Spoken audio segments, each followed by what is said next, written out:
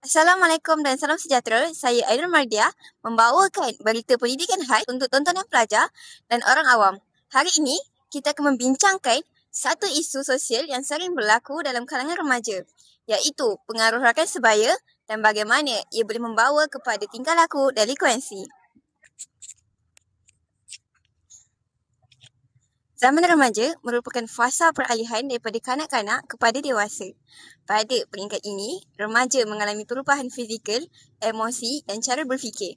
Dalam proses mencari identiti diri, remaja mempunyai keinginan yang kuat untuk diterima oleh rakan sebaya.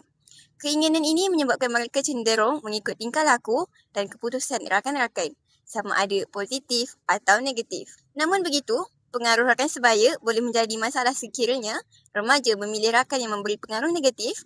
Untuk itu, kita beralih ke laporan seterusnya. Kembali lagi bersama saya, laporan pengaruh rakan sebaya. Apa itu pengaruh rakan sebaya? Pengaruh rakan sebaya merujuk kepada keadaan di mana remaja dipengaruhi oleh sikap, tingkah laku dan tindakan rakan-rakan mereka. Dalam sesetengah kes, remaja sanggup terlibat dalam perbuatan seperti ponteng sekolah, vandalisme, buli, merokok dan penyalahgunaan bahan terlarang semata-mata untuk diterima dalam kumpulan mereka. Walau bagaimanapun perbuatan ini dianggap sebagai tanda kesetaraan kepada rakan, hakikatnya ia boleh membawa kepada tingkah laku delinkuensi.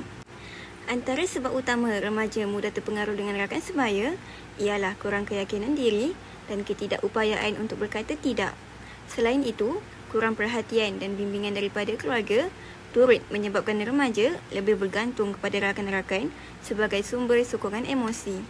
Tekanan untuk menyesuaikan diri dalam kumpulan serta pengaruh media sosial turut menguatkan kesan pengaruh rakan sebaya terhadap tingkah laku remaja. Saya serahkan semula laporan ini kepada Ainul Mardia.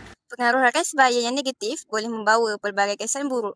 Antaranya termasuklah masalah berdisiplin, kemerosotan prestasi akademik, konflik dengan keluarga serta risiko terlibat dalam jenayah. Dalam jangka panjang, keadaan ini boleh menjejaskan masa depan remaja dari segi pendidikan, kerjaya dan kesejahteraan emosi. Sebagai kesimpulan, rakan sebaya memainkan peranan besar dalam membentuk tingkah laku remaja.